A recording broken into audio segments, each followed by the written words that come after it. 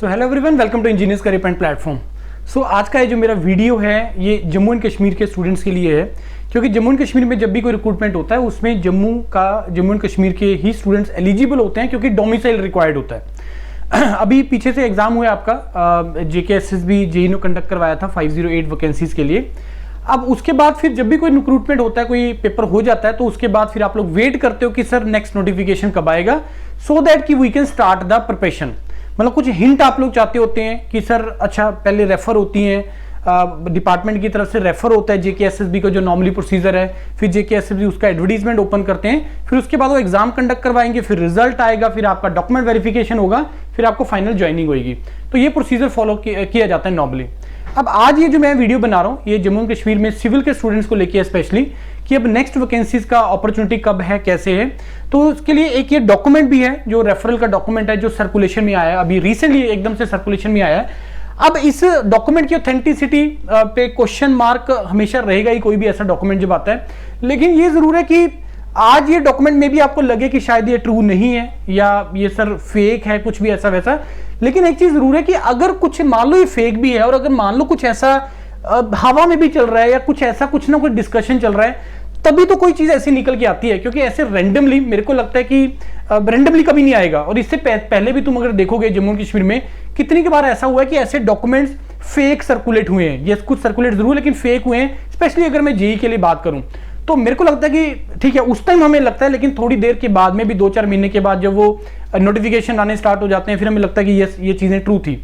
एक चीज और भी होता है कि जैसे पिछली बार भी जब 508 वैकेंसी आई थी, पहले एक डिपार्टमेंट का आया, फिर दूसरे डिपार्टमेंट का आया, फिर क्लब हो गई, फिर एडवर्टीजमेंट आया, तो कुछ इस तरीके से प्रोसीजर फॉलो होता है।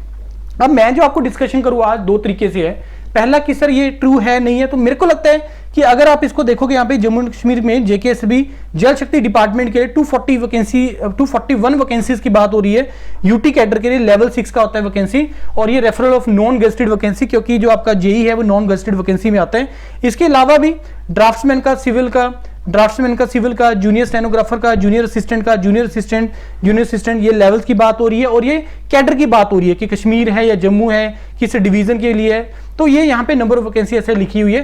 तो इसी पर्टिकुलर डिपार्टमेंट में जल शक्ति में 241, और ये अलग अलग डिपार्टमेंट के लिए, PHE के लिए, INDFC के लिए। तो ये ऐसा जो है नोटिफिकेशन एक जो ऐसा सर्कुलेशन में आ रहा है, और ये 12 फरवरी का है। अब पॉइंट ये आता है, अभी आपके दिमाग में 2 डाउट आएंगे। पहला डाउट कि सर अगर ये ट्रू है तो कब इसका नोटिफिकेशन आने के चांस है। नॉर्मली अगर आप ट्रेंड देखोगे 3 से 4 महीने का ट्रेंड रहता है जो JKSSB का, कि अगर रेफर हुई है तो 3-4 महीने JKSSB लेता है कोई भी एग्जाम का नोटिफिकेशन निकालने के लिए, और उसके बाद 2-3 महीने का वो टाइम लेगा मिनिमम आपके एग्जाम को कंडक्ट करवाने के लिए। तो अगर ये ट्रू है तो आज से तुम्हारे पास, मेरे को जो लगता है 4 और 3 7 से 8 महीने का रफली तुम्हारे पास टाइम है, अगर ये एग्जाम ये सारी चीजें एज इट इज जो नॉर्मल ट्रेंड है अगर उसको फॉलो होता है। दूसरा केस बनता है कि चलो ठीक है सर ये रेफर हो गई है और हमने प्रिपरेशन भी स्टार्ट कर दी, अब एग्जाम अगर नहीं आया। अब ये दूसरा केस लेके चलते हैं कि अगर सपोज ये ट्रू नहीं है और अगर ये लेट होता है या नहीं आता है, तो मैं देखो एक चीज हमेशा से तुम लोगों को बोलता हूं, और आपको नहीं बोल रहा हूं, ओनली JNK के स्टूडेंट्स को नहीं बोल रहा, मैं पंजाब के स्टूडेंट्स को, हरियाणा को, इनफैक्ट पैन इंडिया में हर किसी को बोलता हूं कि यार वेट मत किया करो नोटिफिकेशन आने का, तुम्हें उससे पहले तो तैयारी करनी होती है। कल को लड़ाई लगी 2 कंट्रीज के बीच में, कि जब लड़ाई लग जाएगी तब तुम उसकी तैयारी स्टार्ट करोगे क्या, तब तुम रिहर्सल करोगे, तब तुम प्रैक्टिस करना स्टार्ट करोगे? नहीं, ऐसा नहीं होता है। सोल्जर को हमेशा तैयार रहना होता है कोई भी ऐसी सिचुएशन के लिए। तो सिमिलरली स्टूडेंट को भी, स्टूडेंट कम्युनिटी को भी, आप लोगों को भी अपने आप को तैयार रखना है हर सिचुएशन के लिए, कि अगर सपोज एकदम से आ गया, 3 महीने का टाइम दिया, 3 महीने सफिशिएंट है, 4 महीने कम से कम लगते हैं सिविल का सारा तैयारी करने के लिए। और इस बार तो पेपर का लेवल भी बहुत ज्यादा कम हो गया था compare to the other exams. इस एग्जाम को भी काफी बच्चों ने मॉडरेट टू डिफिकल्ट वाली साइड बोला। देखो वो student to student, person to person vary करता है, वो बहुत सारे फैक्टर्स हैं, उसको हम डिस्कस नहीं करेंगे। अब दूसरा कंडीशन जो मैं आपसे डिस्कस कर रहा था कि लेट अस सपोज ये नहीं होता है, फ्रेंड्स मैं हर किसी को बोल रहा हूं तुम्हारे पास और बहुत सारी अपॉर्चुनिटीज हैं जो तुम लोग लगा सकते हो, उन एग्जाम को तुम लगा सकते हो, और जिसका तैयारी करने का तरीका बिल्कुल सेम है जो इसके लिए। सर मेरे को नहीं जाना इसरो, मेरे को नहीं जाना HPCL, मेरे को नहीं जाना SJVNL, मेरे को नहीं जाना SSC में, मेरे को नहीं जाना RRB में। ठीक है यार, मैं नहीं बोल रहा हूं कि तुम लोग वहां पे जाओ, लेकिन तुम एग्जाम तो भरो यार, पहले तैयारी करो, प्रोसीजर पहले आप अपने आप को ढंग से तैयार करो, फिर एग्जाम लिखो, मल्टीपल एग्जाम्स लिखो। जम्मू कश्मीर का जब ये पेपर हुआ, जब हमने बोला इसको कि सिंपल है as compare to the previous year, बहुत सारे स्टूडेंट्स ने बोला कि सर एग्जाम वाले दिन जाके देखते, वहां पे जाके देखते प्रेशर क्या होता है।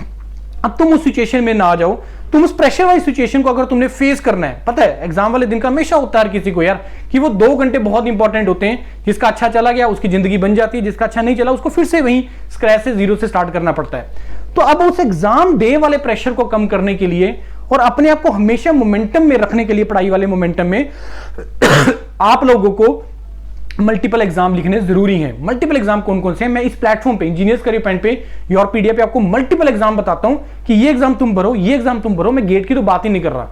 गेट एग्जाम तो मैं बहुत कॉलेजेस में हम कवर करते हैं, इस बार हम ट्राई करेंगे जम्मू एंड कश्मीर को कवर करने का भी गेट की अवेयरनेस के लिए कि गेट एग्जाम कॉलेज रहते रहते जरूर देना चाहिए, उसके बाद भी 1 साल जरूर ट्राई करो गेट के लिए, क्योंकि गेट की बहुत सारी अलग एडवांटेजेस हैं। तो इस कारण से अगर सपोज नहीं होता है, तैयारी तुम आज से स्टार्ट कर दो, वो नहीं दिमाग में लाना कि सर तैयारी करें या ना करें। तैयारी आज से स्टार्ट कर दो और तैयारी इसी हिसाब से करो, डिसाइड करके कि अगले 4 महीने से ढंग से तैयारी करनी है, 4 से 5 महीने ढंग से तैयारी करनी है, फिर एग्जाम भरना स्टार्ट कर दो। सर जम्मू एंड कश्मीर में तो नॉन टेक होता नहीं है। मेरे को बहुत सारे ऐसे कैंडिडेट हैं, मेरे को लगता है जो ये जेई के सिविल के पेपर के भरते होंगे, उसमें मेरे को लग रहा है 40 to 50% ऐसे भी कैंडिडेट्स मेरे को हमेशा बात करते हैं कि सर हमने नॉन टेक पेपर भी हम लोग भरते हैं। तो अगर तुम नॉन टेक अलग से तैयार कर रहे हो, टेक्निकल ये तैयार कर रहे हो, तो SSC JE, RB JE, public sector without GATE है, तो उनको देने में तुम्हें इश्यू क्या है? कोई नहीं है, उसका बेनिफिट होगा। एग्जाम वाले दिन का प्रेशर, तुम उस सिचुएशन में मल्टीपल टाइम्स आ जाओ, तुम्हें ऑटोमेटिकली जो है वो प्रेशर ऑटोमेटिकली कम हो जाएगा। वो नहीं फील होगा कि मैं बार बार एग्जाम दे रहा हूं, तो वो नॉर्मल रूटीन बन जाती है।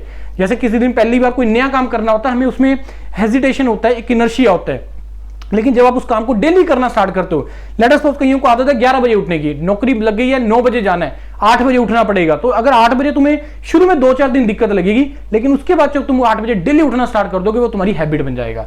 तो यही बस चीज होती है कि आप लोग पेपर दो, मल्टीपल एग्जाम दो, तैयारी छोड़नी नहीं है। जैसी बाकी रही बात की हम सब कब क्लासेस स्टार्ट करेंगे, very soon we are going to announce that, थोड़ा और इसका थोड़ा कंफर्मेशन में आ जाए कि यस ये चीजें ट्रू हैं।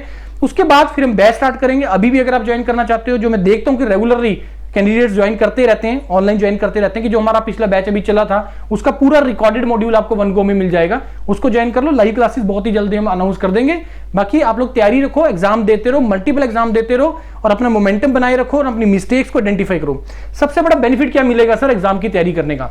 सबसे बड़ा बेनिफिट तुम्हें ये मिलेगा कि तुम कोई एग्जाम दोगे, आरबी दोगे, एसएससी जेई दोगे, या कल को डीएफसीसीएल दोगे, या डीडीए जेई दोगे, या कोई भी और एग्जाम देंगे, तुम्हें तुम्हारी मिस्टेक का पता लगता है। और वो मिस्टेक जो तुम एक्चुअल में जेके के एग्जाम में करके आओगे, मे भी उससे पहले तुमने इतना ज्यादा एग्जाम दिए कि तुम्हें पता है कि एग्जाम वाले दिन तुम क्या मिस्टेक करते हो, जिसमें प्रेशर एक बहुत इंपॉर्टेंट चीज होती है। मिस्टेक, सिली मिस्टेक जो तुम करते हो, तो जब तुम मल्टीपल एग्जाम देना स्टार्ट करोगे और तुम अपनी मिस्टेक्स को आइडेंटिफाई करोगे, अच्छा इस एग्जाम में मैंने ये मिस्टेक किया, अगले में रिपीट नहीं करना है, तो वो सारी मिस्टेक्स को तुम जब कर लिया सारा एनालिसिस, तो जिस दिन तुम जेके का एग्जाम देके आओगे उस दिन तुम्हें क्लियरली बेनिफिट मिल जाएगा कि यस ये मल्टीपल एग्जाम देने के बेनिफिट है, और सर ने बोला था कि यस ये तुम ऐसा करो तो तुम्हें उसका एडवांटेज जरूर मिलेगा, राइट। तो ये था मेरी तरफ से। बाकी इसके बाद भी अगर कोई डिस्कशन करना है, ये कॉन्टैक्ट नंबर है, गूगल फॉर्म भर दीजिए, कमेंट सेक्शन में डालिए, हम डिस्कस करेंगे। Thank you and all the best to all of you.